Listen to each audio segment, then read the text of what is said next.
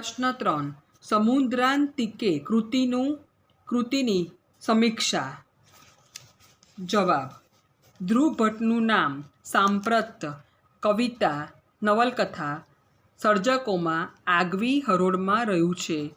શ્રી બાબુ દાવલપુરા, ગુજરાતી કથા વિશ્વ નવલકથામાં આ કૃતિ વિશે નોંધે છે તેમ ધ્રુવ ભટ્ટની અગ્નિકન્યા પછીની બીજી નવલકથા સમુદ્રાંતિકે (1903) નિયત લખાણ પ્રકારોને ધ્યાનમાં લીધા વિના રમાયેલી અંતસ્તત્વ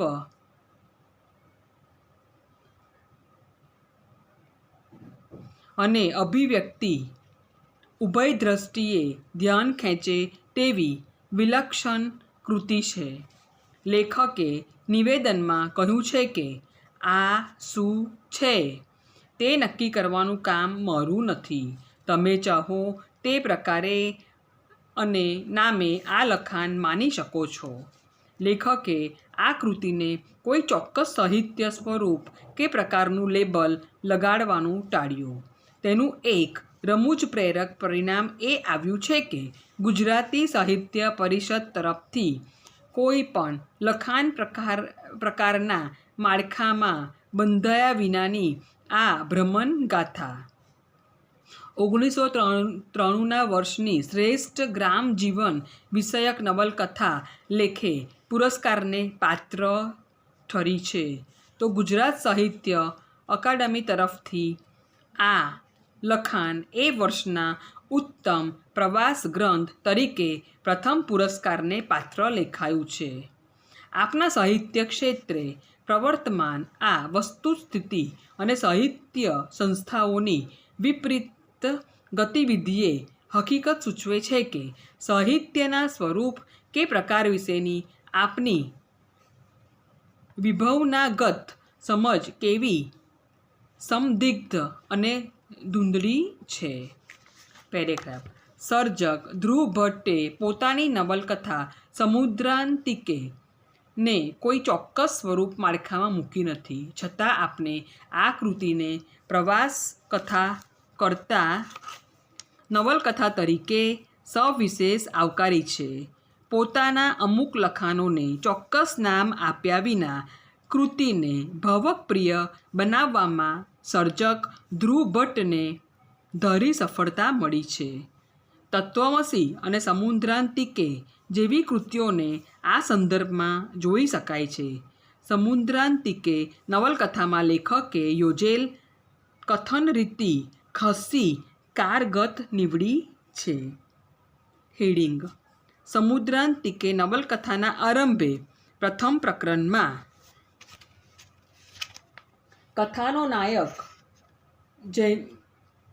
જેનું નામ લેખકે આપ્યું પણ નથી, સૌરાષ્ટ્રના ભૂભાગના દરિયાકાંઠાના વિસ્તારમાં આવેલ નિર્જન, બિન ઉપજાઉ તરીકે ખ્યાત જમીન પર કેમિકલ ઝોન સ્થાપવાની પૂર્વ તૈયારી રૂપે ઉદ્યોગોની હારમાળા સર્જવાના આશયથી કારખાના ઊભા કરવા એક નકશો તૈયાર કરવા માટે આવે છે. ત્યાંથી કૃતિનો આરંભ થાય છે. પ્રથમ પ્રકરણથી જ નાયકની અમલદાર અધિકારી તરીકેની અકળાઈ વાચક જોઈ શકે છે. 2 દિવસની મુસાફરી કરીને ખાડી સામેના કિનારે ઉતરેલો નાયક આવા નિર્જન પ્રદેશમાં એકલતા, શૂન્યતાનો અનુભવ કરે છે. અહીંથી આગળ મુસાફરી કરવી કે પાછા વળી જવું એની દ્વિધામાં પાછા જવાના વિચારો જોર પકડે છે. પરંતુ કોઈ અગમ્ય પ્રેરણાથી તે રોકાવા તૈયાર થાય છે. આ સૂના બંદરેથી એસ્ટેટ બંગલે જવાય તો કેવી રીતે જવાય એ વિચારે એને એક વાત સમજાય છે કે બહુ સરળતાથી પોતે એસ્ટેટ બંગલે જઈ શકે તેમ નથી. રાતવાસો ચોક્કસ સ્થળે બંદરે જ કરવો પડે તેમ છે. જે જગ્યાએ એ કથાનાયકને રોકાવાનું છે તે ગેસ્ટ હાઉસ પણ ઘણા સમયથી સાફ થયું નથી. ઇસ્માઇલ નામનો વ્યક્તિ નાયકના રોકાવા વિશે મૂંઝવણમાં મુકાયો છે. ત્યારે એક ખેડૂત દંપતીને ત્યાં આગ્રહપૂર્વક એને રોકાઈ જવું પડે છે. પેરેગ્રાફ. બીજું પ્રકરણ નાયકની તુલનામૂલક દ્રષ્ટિનો પરિચય કરાવી જાય છે. પેલા ખેડૂત દંપતીને ત્યાં રોકાયેલો નાયક રાત્રિ નિવાસ દરમિયાન એના મનમાં જન્મતા નગર અને ગ્રામ સંસ્કૃતિ વચ્ચેના તફાવતને વર્ણવે છે. નાયકને થાય છે કે આ ઉજ્જળ પ્રદેશની એવી તે કઈ તાકાત આ લોકોમાં જોમ પૂરે છે કે અતિશય ભૂખમારાની સ્થિતિ અને કઠોર મહેનત છતાં કંઈ નહીં મેળવી શકતા આ માણસો એક અજાણ્યા માણસને ઉષ્માભર્યો આવકાર આપી શકે છે. આ સમયે પોતાના પ્રદેશના સમૃદ્ધ ખેડૂતની તુલના એનું મન કરી બેસે છે. અઢળક ધન ધાન્ય પકવતા અને છતાં કશું નથી મળતું. ખેતીમાં એવી ફરિયાદ કરતા ખેડૂતો કેવા અને આ અભાવમાં રહેલ ઉદાર ખેડૂત કેવા. નાયકને થાય છે કે સંપત્તિનો ખૂબ વધારો માણસને લોભી બનાવે છે એ ચોક્કસ. પેરેગ્રાફ. ત્રીજું પ્રકરણ નાયકની દરિયાકાંઠે ચાલવાના વિશિષ્ટ અનુભવને આપની સામે મૂકે છે. આ પ્રકરણથી પ્રાકૃતિક પરિવેશનો સતત અને ગાઢ પરિચય થતો જાય છે. સબૂર નામનો યુવાન કથાનાયકને એસ્ટેટ બંગલે પહોંચાડવાનું કામ કરે છે. જેમ કે સમુદ્રનું આવું અડાબીડ એકાંત મેં ક્યારેય માન્યું નથી.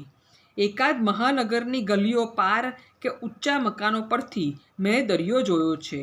ક્યારેક ઘોંઘાટિયા કિનારા પર ફરવા પણ ગયો હોઈશ. પરંતુ આજે આ સૂમસામ સમુદ્ર તટ પર હું અને સબૂર એકલા મૌન ચાલ્યા જઈએ છીએ. એવું નીરવ એકાંત મેં ક્યારેય માન્યું નથી. સમુદ્ર અને તરંગોથી સ્પર્શે છે. આ પ્રકરણમાં દરિયાઈ પર્યાવરણ નાયકને જે રીતે અસર કરે છે એમાં નાયકના ચેતો વિસ્તાર થવાની ક્ષણોની પૂર્વાભાસી વૃત્તિના દર્શન થાય છે. પોતાની સાથે આવેલા સબૂર નાયકને આ પ્રદેશના વસનારા છૂટક મજૂરીને મારવાના વાંકે જીવન પસાર કરતા મજૂરોના અન્ન વગર તરફડીને કેવું કારમું જીવન ગુજારે છે તેનો ખ્યાલ આપે છે.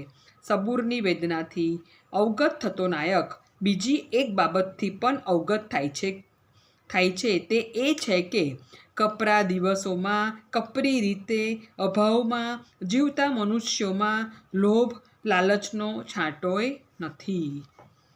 પેરેગ્રાફ. ચોથા પ્રકરણમાં નાયકની રહેવા જમવાની વ્યવસ્થા અને બીજી વિગતોનું આલેખન છે. જ્યાં નાયકનું રોકાણ હતું ત્યાંના પગી સરવનને એ મોટા બંદરેથી રાશન લઈ આવવાની ગોઠવણ કરવાની સૂચના આપે છે.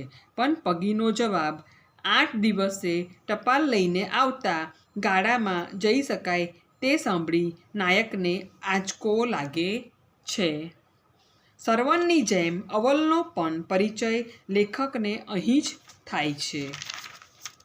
તે જ્યારે અગાસી તરફ જાય છે અને બૂટ પહેરેલો છે ત્યારે અવલ તેને રોકતા કહે છે, આખા વર્ષનું પાણી અગાસીએ એકઠું કરીએ છીએ એટલે ત્યાં બૂટ પહેરીને ના જશો. આ પ્રકરણમાં નાયકનું થોડું રોષભર્યું વર્ણન જોવા મળે છે. પોતાની ઉપર અહીંના લોકો જે રીતે વ્યવહાર કરી રહ્યા છે તે એને આ લોકો જાણે ઉપકાર કરતા હોય એમ લાગે છે.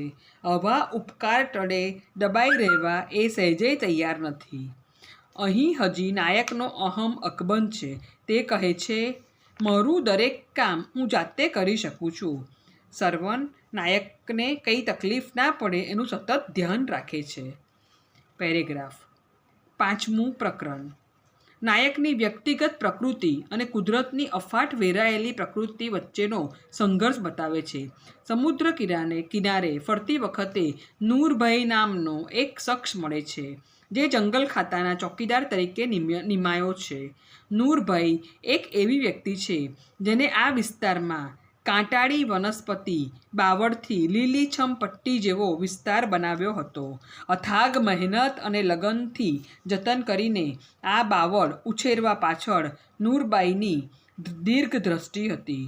ભલે કાંટાળી વનસ્પતિ પણ અહીં આવીને દરેક પક્ષી આરામ કરી શકે, આશરો મેળવી શકે. કુદરતના એક મહત્ત્વના સર્જન અને પર્યાવરણની કડીમાં મહત્ત્વનું સ્થાન ધરાવતા આ પક્ષીઓ પ્રત્યેનો નૂરભાઈનો પ્રેમ જોઈ કથાનાયક આશ્ચર્યમાં ગરકાવ થઈ જાય છે. કાળિયા કોશીનો પરિચય અને તેની લાક્ષણિકતાઓ તથા દૂધરાજના સૌંદર્યને વર્ણવતો તે કથાનાયકને અભિભૂત કરે છે. દૂધરાજનું દર્શન તેના જીવનનો અંતિમ લક્ષ્ય છે.